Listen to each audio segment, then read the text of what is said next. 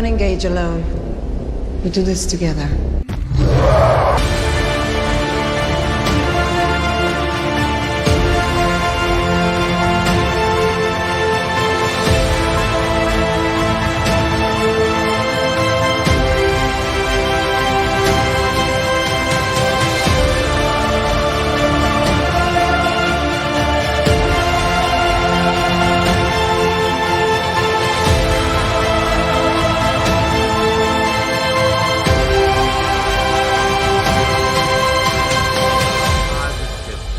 Yeah, we got it. We got it. 52 booklets. Somebody clip this one. Welcome to Comics League Movie Night. I am Jared. We are talking about Blue Beetle. First off, I am here with Nick from the Phoenix Press. What's up, brother? Batman's a fascist. And there goes all my viewers. It's all good. And we're here with Teladia Plays. What's up, brother? Well, what can I say? This is Cobra Kai mixed with DC. Woohoo! What By you the way, I don't can't wait to know see is this. that this was actually a prequel to Cobra Kai. I'll get into that later. Hey, what's up, secret. Smoke Tanobi? So yeah, protection. yeah. So essentially, so what you guys don't know is that actually no, this is a sequel to Cobra Kai. It just came out before No, it's a Cobra prequel. Kai It's a ended. prequel. It's a prequel. No. So because what happened is that he went through the whole Cobra Kai thing. He had to go into witness protection because it's something the Cobra Kai's did. Like, they falsely accused him of a crime or something like that. Let's say that. He moved to, where does this take place in? The point is he moved to wherever Blue Beetle takes place in and assumed the name Jaime Reyes. A random city in Florida. Random city in Florida, basically Miami, and turned and essentially became Blue Beetle. I swear, if in Blue Beetle, here's my counter. He was in witness protection, in Cobra Kai, and his mother was actually his handler, and basically after the events of Cobra Kai, everything unraveled. So he ran back to his family, and so they're now in hiding in Florida. and the scene where he lands in the very beginning of the movie, where he comes back from college, that's him returning from Cobra Kai. Yes, he was in California. Well, anyway, so this is an interesting movie here because this was coming out. This was one of the projects that everyone was like, protect this movie at all costs, when we got the first look at the suit. And you know, it's kind of funny. Compare this to Superman. Isn't it kind of funny having a good suit reveal? Yeah. And even better, it was like a random set photo. It like the most unflattering, like literally you couldn't have more unflattering predictions if you tried. And then James Gunn was like, "Hold my beer," and then shows the Superman. Hold my beer. It shows a crumple up Superman. But then they just showed him in the suit, and it was a physical suit, and it looked good. Because what they did is, and this is what superhero movies should do from now on, it was a physical suit that's augmented with CGI. Like, obviously, it doesn't actually have like the tentacles or the guns coming out of it. That'll be cool though. But they essentially said, no, we're going to have an actual suit. And that way, that's why the CGI looks fantastic, because the suit's not CG. Yeah, Marvel actually does this sometimes, like the Deadpool suit and the Spider-Man suit. What they do is the face is basically green screen. So that way they can do like better like facial movements and whatnot. And that's fine, because like practical suits kind of have a limit. Like if you look at like the Raimi films, you didn't really get many facial expressions. But I think one of the good things about the Holland suit is it allowed for more facial expressions and whatnot. And because it's not really a human face, you can actually make it more detailed to avoid the uncanny valley. Well, See, yeah. This is how you use CGI. I know. And it's kind of funny how this came out after The Flash, and everyone's like, you could have made it look like that. Yeah. This movie even had lightning. I'm watching this and I'm like, this is like, Because okay, so first off, we all, for the most part, very enjoyed the movie. It's an enjoyable movie. I'm gonna put that out there. There Yeah, were some parts in it where I was like, I don't know why you changed that, but okay. I'd say the biggest detriment to this movie is Mhm. the family is really freaking annoying. It's Yeah. like there's moments where they're arguing. It's like a cacophony of noise. It gets so ear grating. Like I like at one point I was almost tempted to turn it off because it's just so getting on my nerves. But here's the other thing. I love the family in the end. Like the way they came together. And I'm sorry, the grandma was like the best part of the finale. Like her like in the pigtails, like the Gatling gun. Like Yeah, when she had the machine gun, she's like, down with the fascists. I was like, oh, that's funny. And they gave the perfect explanation. She's a former Mexican revolutionary. That gives you enough leeway. Like, okay, she knows how to use fire. Like that's how she knows how to use firearms and all that stuff. It's a great carte blanche explanation, and I freaking loved it. Well, yeah, and then but the part that got really like that I'm sure turned off a lot of people is the whole Batman's a fascist line in this, because that was like the stinger at the end of the trailer. But in the movie, it's such a nothing burger. We talked about this. I think we've talked about the movie on the stream before. But like, the worst part is, it's literally just kind of like it's there, it happened, and then the film immediately moves on. It's literally just a one-off joke, and it just I don't like. I do honestly believe that this was deliberate sabotage on somebody's part, because to put that as a stinger in the trailer when it is such a nothing in the movie, it just feels like, because like I was watching the trailer, I was like, oh, this looks decent. You know, I might go see it in theaters. And honestly, without that line, I might have gone to see it in theaters. I ended up watching it later on Max, but yeah. And Tevia, we know it's a joke, but the problem is it didn't land well, I don't think. And it comes across as very like mean-spirited toward the character that finances everything in DC. In the context of the movie, it's arguably fine. I still don't like the joke, but in the context of the movie, I think it's fine. Yeah. I still think it's like, you know, poor and poor taste, but it makes a lot more sense in the context of the movie. But like the whole rest of the movie is like, oh, it's fun, it's colorful, you got the neon lights, and then Batman's Fascist, they immediately put it in like a political kind of spin, and it just, I don't know, because that stinger at the end of the trailer is what you leave the audience with. That's the last thing they see, and it's a thing they usually remember. I kind of put a dent in the whole Agreed.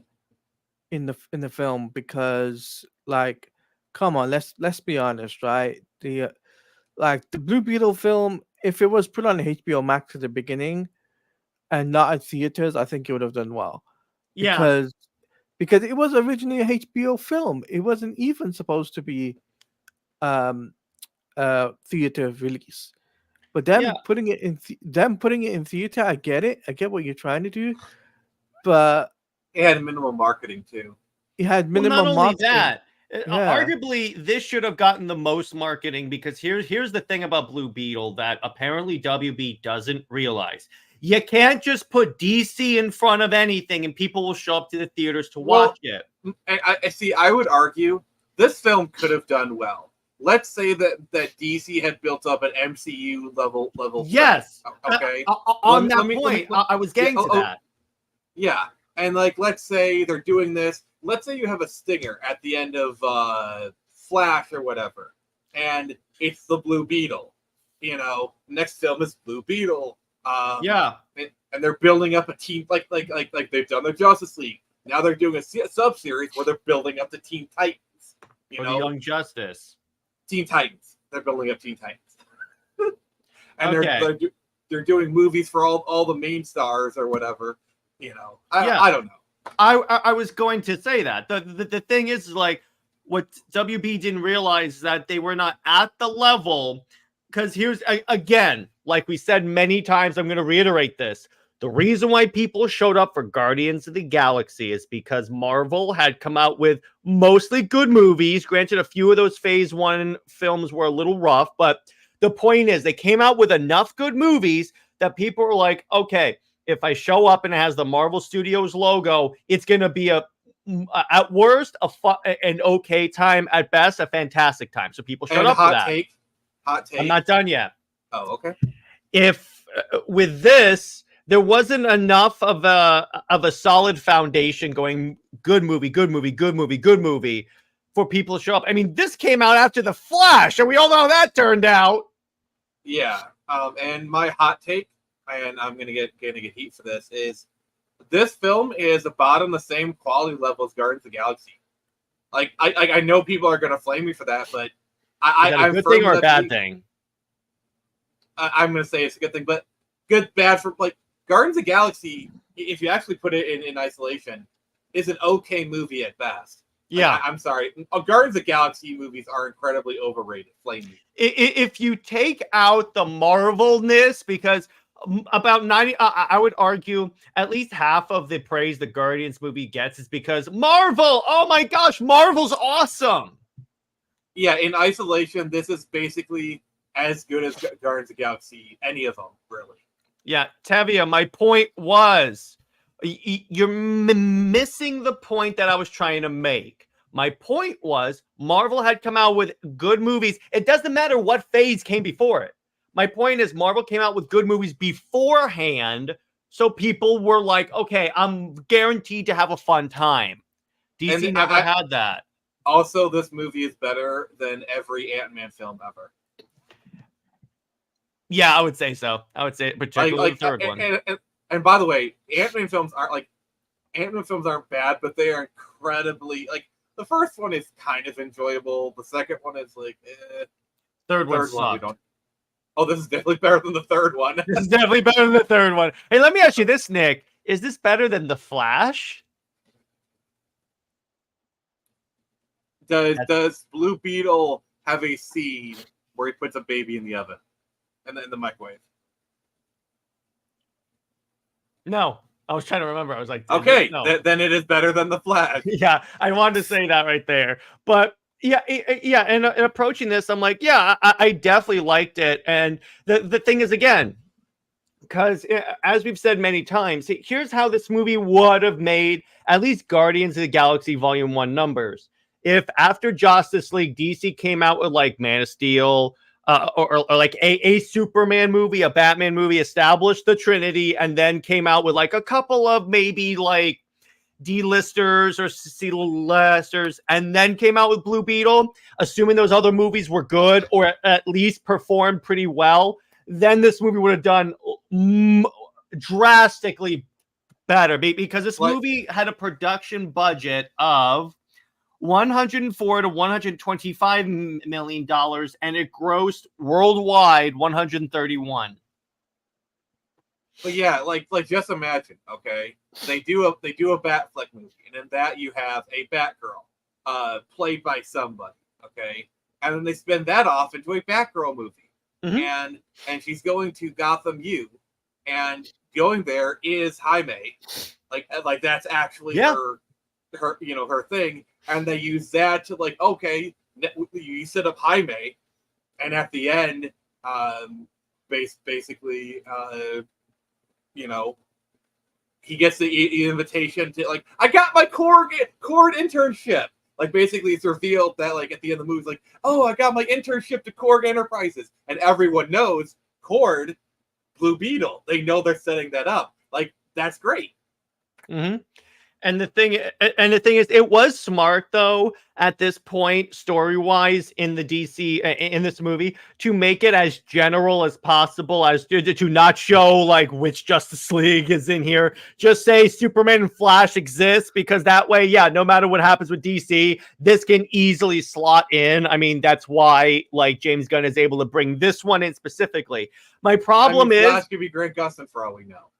It's not Grant Gustin. My point is, my problem with James Gunn when this movie was coming out is that he said, oh yeah, this is he's the first DCU character, but it's not the first DCU movie. And I'm like, on what planet does that make sense? The thing that frustrated me is he went back and forth on this so many times. It's in, it's out, it's in, it's out.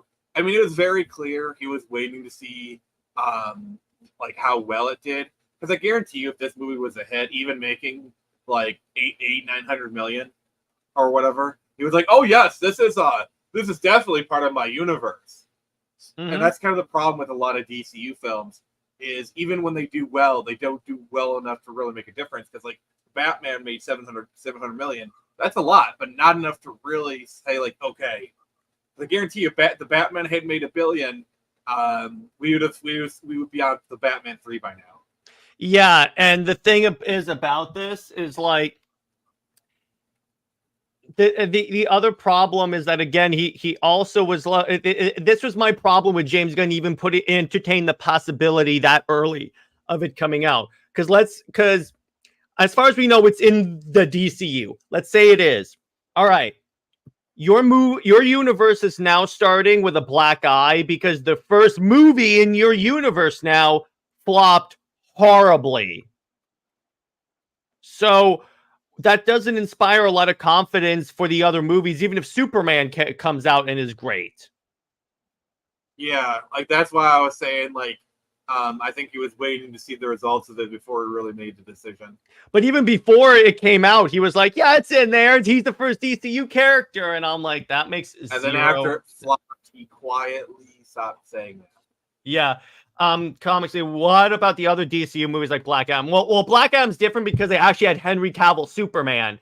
The difference between this and Black Adam is they kept this general just saying Superman exists and the Flash exists. So it was easier for them to put it in either universe. Black Adam ended with a shot of Henry Cavill's face.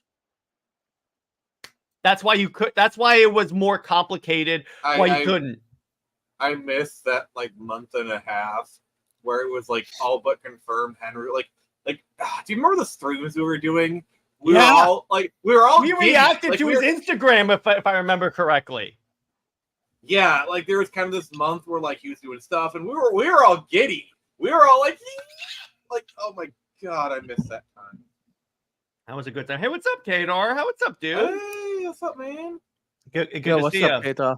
Yeah, but the thing about this is, and you know what's interesting? This is one of those occasions where, okay, this movie didn't do well financially at the box office. We know that. It comes out on streaming, and everyone's like, "Oh my gosh, we love this movie. Why didn't I go see this?" And I'm like, again, this is because part of the issue is because when it comes to making a Blue Beetle movie in this way, even my dad told me when I was saying, "Hey, the Blue Beetle's out," he's like, "Who?" It's different. You have to do more. Like, look this way, they should have marketed the crap out of this movie instead of the Flash, because the Flash, for the most part, didn't need that much marketing. You should have marketed Blue Beetle, because here's the thing: Blue Beetle has never been in any movie. Flash had. I know it was a different version of Flash, but the character had appeared in Zack Snyder's Justice League. Also, here's the thing. I'm going to argue they canceled the wrong movie, because if the Batgirl movie had came out, it would have made more than this movie just off of name recognition alone. Because normies know who Batgirl is. Okay, she was in the '60s series. She was in the Batman and Robin. Like, people know who Batgirl You still have the Bat iconography, so ignoring Batgirl, you still have the Bat stuff, and Bat with anything DC sells. Like, I guarantee you, Batgirl would have made 500 to 600 million minimum. Like, it was obvious. Like, I think Teladia wants to speak. So yeah, go ahead, dude. The reason why Batgirl didn't get, go forward, and the reason why it was tax write-off, because because they put Michael Keaton's Batman in it, and it would, like, yes, it was going to take place after the Flash, but like, still, if it came out, it would still confuse the audience because they were planning a new universe anyway. And well, not I only know that, having Michael Keaton is fine, but J.K. Simmons was Jim Gordon. Yeah. Also, this was when that was when they were still playing and doing like the modified universe, where they were just gonna have Flashpoint change things. where Michael Keaton was going to be like the Nick Fury, and the new Trinity was going to be Batgirl, Supergirl, and Wonder Woman. Like they're going to do like a let's tweak a few things, let's recast a few people. Reportedly, though, because Britt looked into that particularly, and reportedly that wasn't exactly what was going to happen. Grace Randolph just ran with that because she's Grace Randolph. Oh no, she made it what would have actually happened is that Supergirl, they weren't going to do a new Trinity.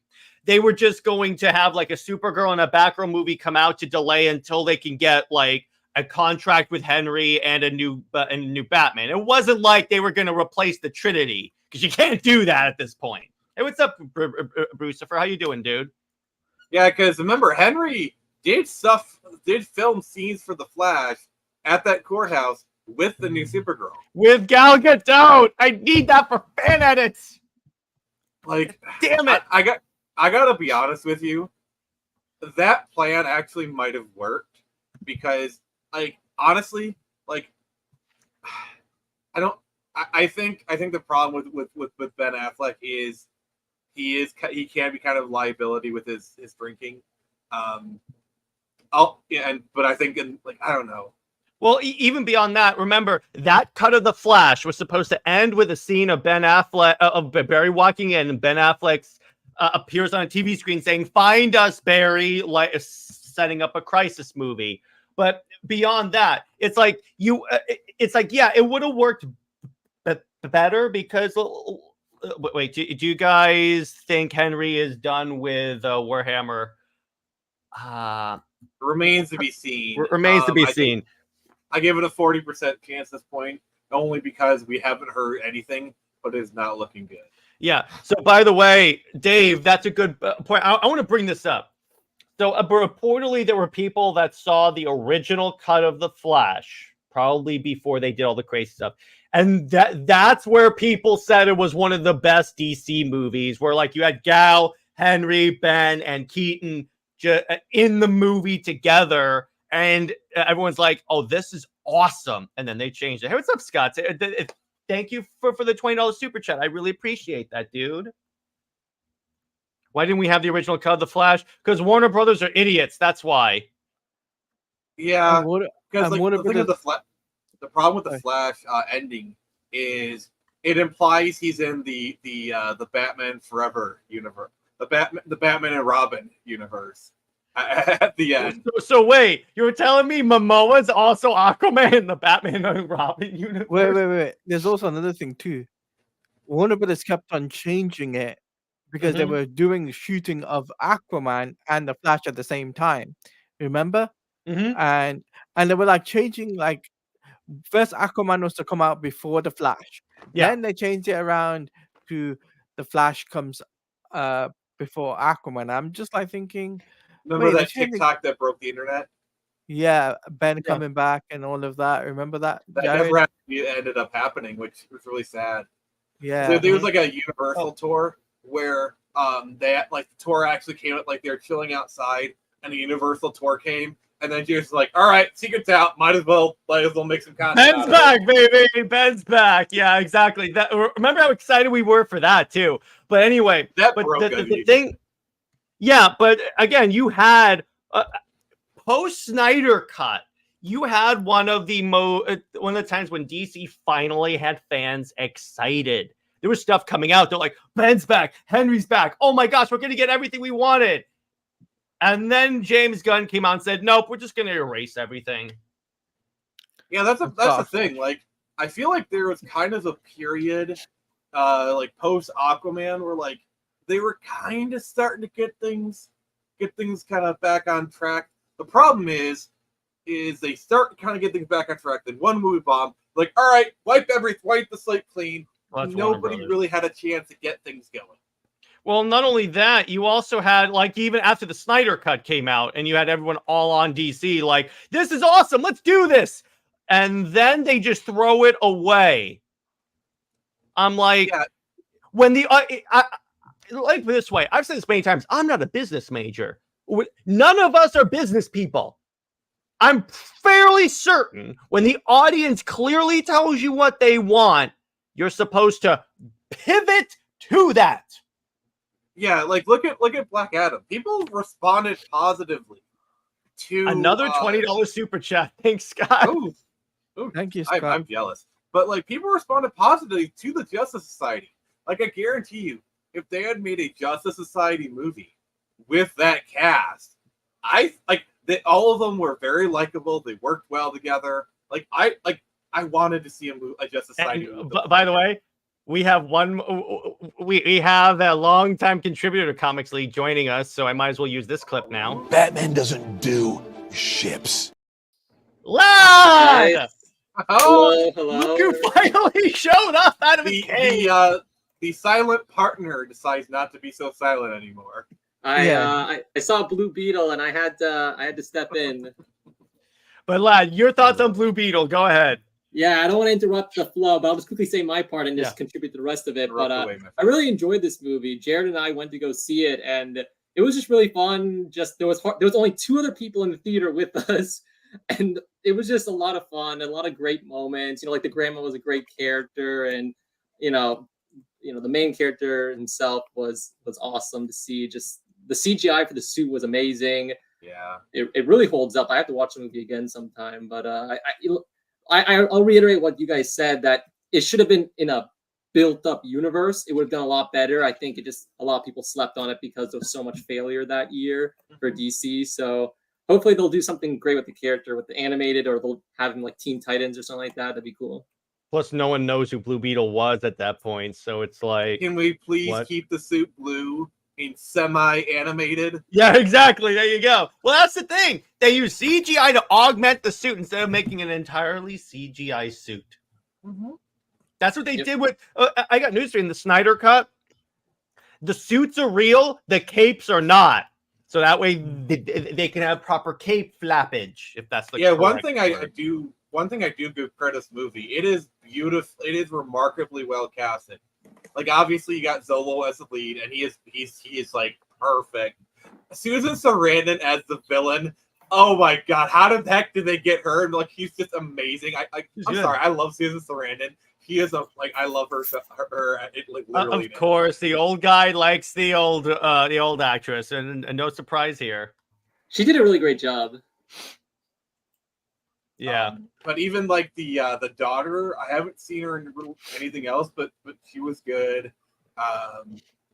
It was really weird for Lopez to be in a supporting role like that, but he did well. Yeah, everyone in the film did a great job. Dave says, "Yep, this is the kind of movie that would have done very well, if it was part of a thriving universe, not a universe that was already scrapped." Yeah. Like they could have made this if they could have even gone with this movie if they decided to continue on with the Snyder Cut and just pivot, because again, here's the interesting thing about this movie. It's very small scale. It's not like this big, massive, a city's taken over threat, like any Spider-Man movie. I still say properly set up. Like basically, you have Jaime show up in another movie. Like I said, like let's pretend they did like a Batgirl movie, and it's like Jaime is a Barbara's friend, and it's like, oh, I got a Korg internship, and then then the next move is him doing that internship or whatever. Yeah. By the way, and Cinema King, yeah, he did say he said it already exists in his universe, which doesn't make a lot of sense, but still, yeah, it's like. But that's the other thing that's very interesting about the Gunverse, because stuff that bombs is carried over, like the Suicide Squad and Blue Beetle. But stuff that did better or got people excited, like Cavill returning, is thrown to the side. That's not the way you run a business. Ego. Yeah, there you Living go. Planet. I'm sorry. So I'm just gonna call him James Gunn's brother because I get like he was fine. Like his role in Guardians of the Galaxy was fine. I think he did a good job with that role. Him as Max Lord. No, he is not Maximo Lord.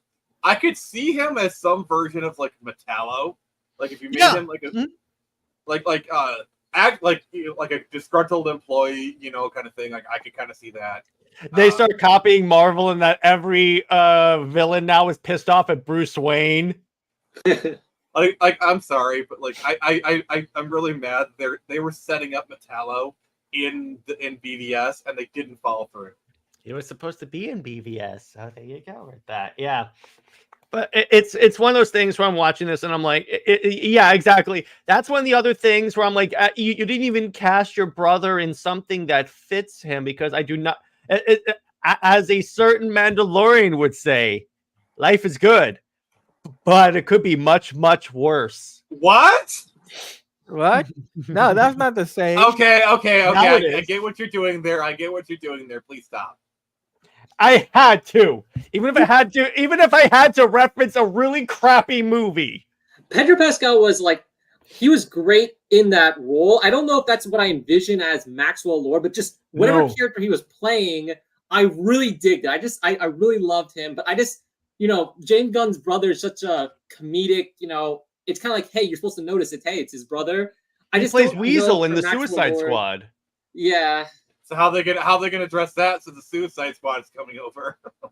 Well, even beyond that, the minute Gunn starts saying, "Well, some of Peacemaker season 1 is canon, but some is not," and I'm like, bad joke. Confusing the audience. Do you expect your audience to track that? Obviously, we know that we're fine with reboots and stuff. The general audience is not. It should just season 2 Peacemaker starts with John Cena killing the Aquaman and Flash because they're actually like imposters, and then that explains the end scene. Oh yeah, go ahead. Okay, so finish this stuff flat, and I'll. No, you got it. I will say this, so to bring a little positive feedback, I think Nicholas Hoult is probably going to be a great Lex Luthor. I think he could do it. Like I've seen him in enough stuff. He's a great actor. I think he's probably going to be a really good Lex Luthor.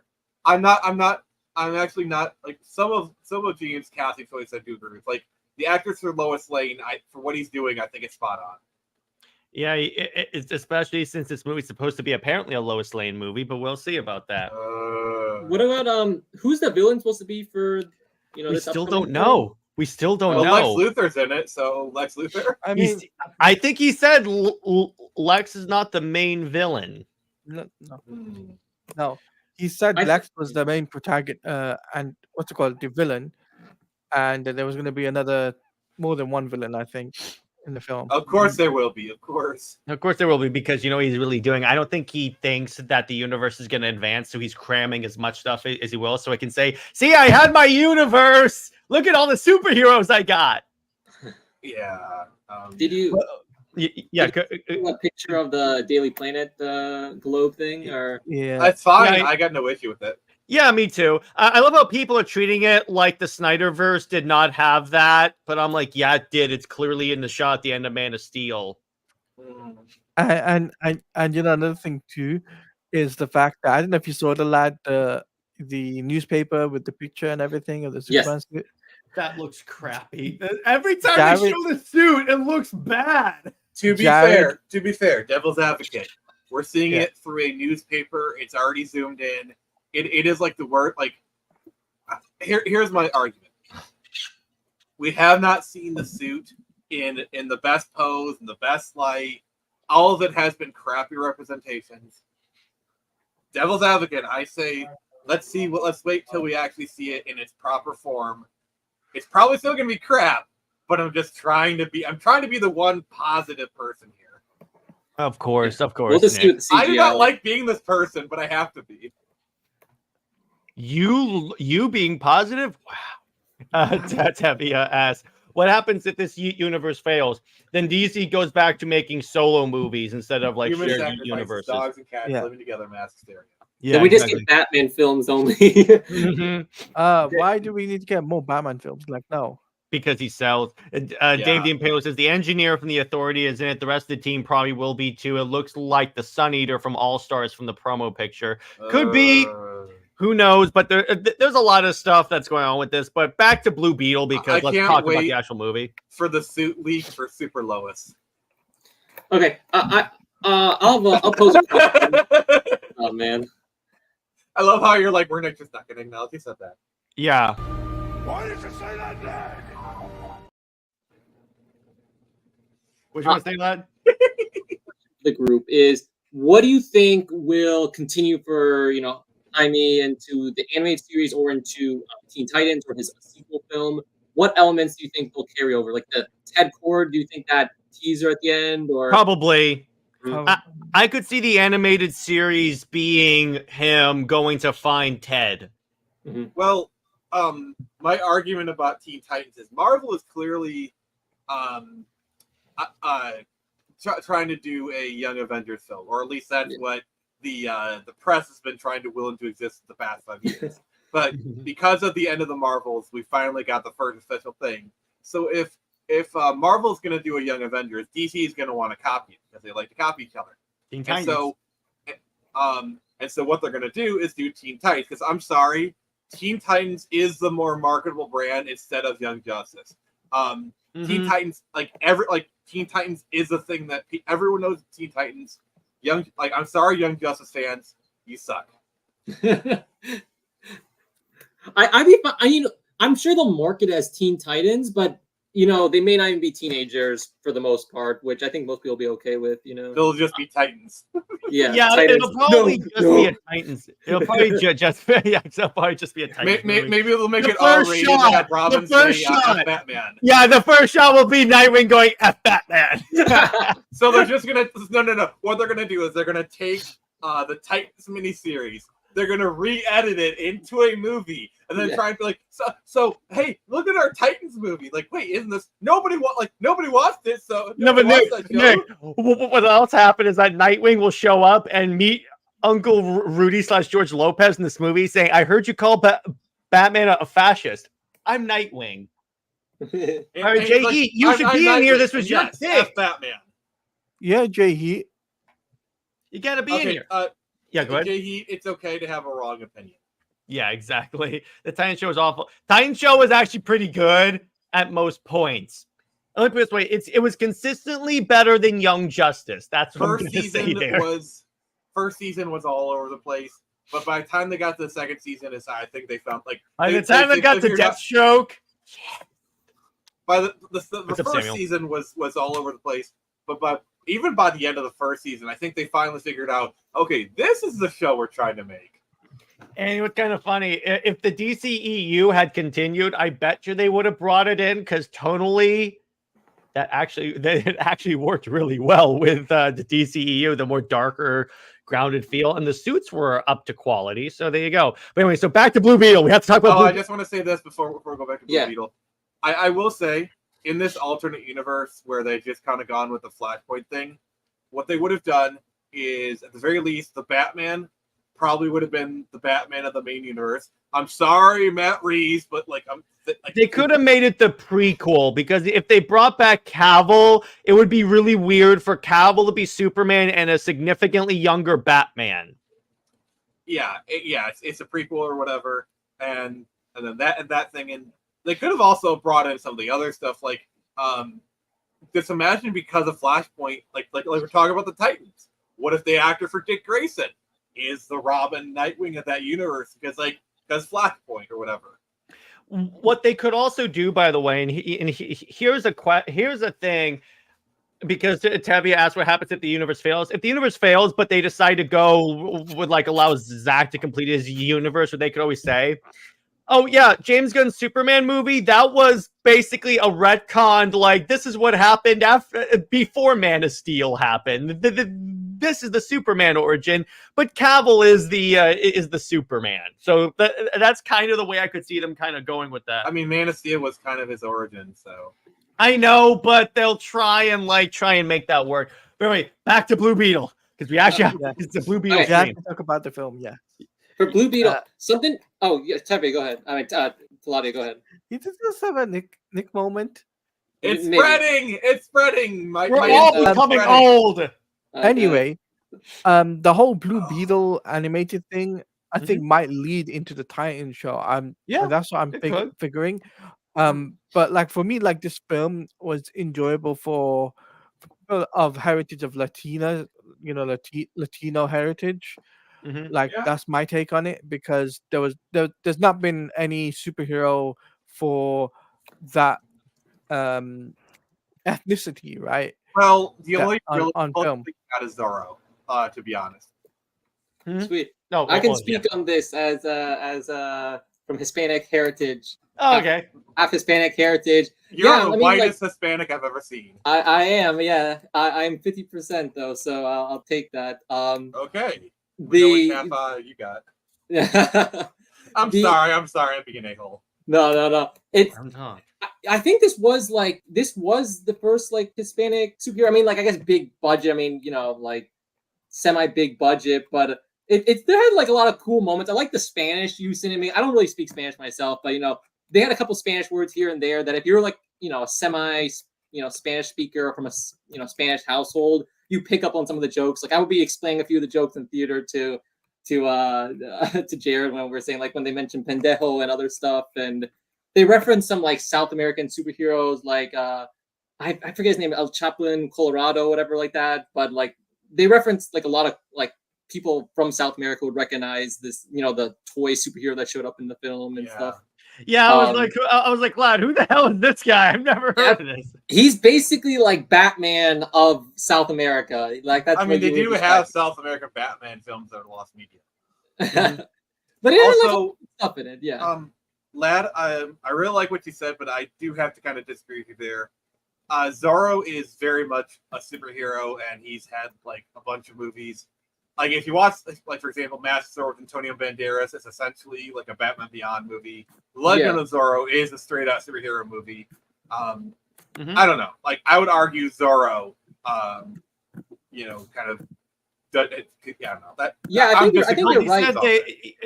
I don't think he said that person was the only. Well, he said it was the first one, like I guess for Latino representation. Yeah, I think you're right. I think you're right that Zorro. I mean, I just know of the name Zorro. I didn't even know like anything much about him. I think you're right that Zorro, it would be like the first one. But I guess what I'm saying is more of like in the modern era, kind of like since Iron Man, when like superheroes became like mainstream and stuff. Is that's what I'm kind of thinking off the top of my head. This film is, by the way, Nick, you'll love this. This film is given the honor of the first live action superhero for film with a Latino lead. That is bull crap. I was about to say that. I was like, Zorro. Mask of Zorro in 1997, Legend of Zorro, because Antonio Banderas is he's Latina, and it like. How come Zorro doesn't count? Yeah, you're right. Also, are we just going to ignore like some TV shows like Queen of Swords, which is like a Zorro ripoff, but like a Latina woman, or Relic Hunter, which like it's Tia. Tia. I don't know. I guess Tia Kerr's Asian, but whatever.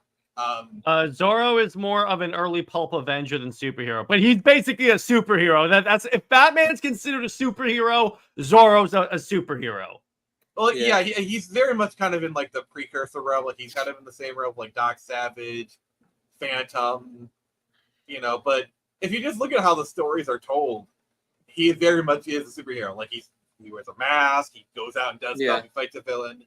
But the story structure is essentially like superhero movie. Like even like the sequel, Legend of Zorro, you got like this the priest who rings a bell to summon him, like the bat signal. It's like Anyway, so now I'm going to go around and I'm going to ask you guys, how do you rate this movie out of 10? I'll start with Lad because he finally showed up. Yeah, I mean, I'd give it like, somewhere between a 9 and a 10, like in terms of like, I wouldn't say it's like the best movie of all time, but like for what it's trying to achieve, its mission objective being kind of like a smaller budget superhero film, grounded story, and an origin film. We have so many origin films. It gets, they get watered down. It did a really great job of fulfilling its task. I'd give it like a 9.5 out of 10. There was very few things that I didn't like in the film. It was just a fun adventure, great CGI, so many, different, modifications for Jaime's suit.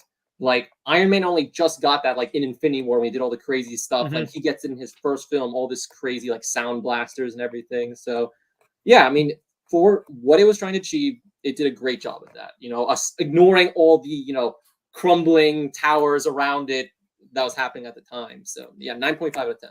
How about you, Teladia? For me, I have to give this film a a rating out of 10, I would have to say a 7. Mhm. Uh, Not but bad. for me, it's like I like the aspect of like the origins of Blue Beetle, like Jaime Reyes Blue Beetle. That was pretty cool. We got to see the Blue Beetle what's it called? Vehicle. The So bug that was ship. Oh that's it. Yeah, the bug ship.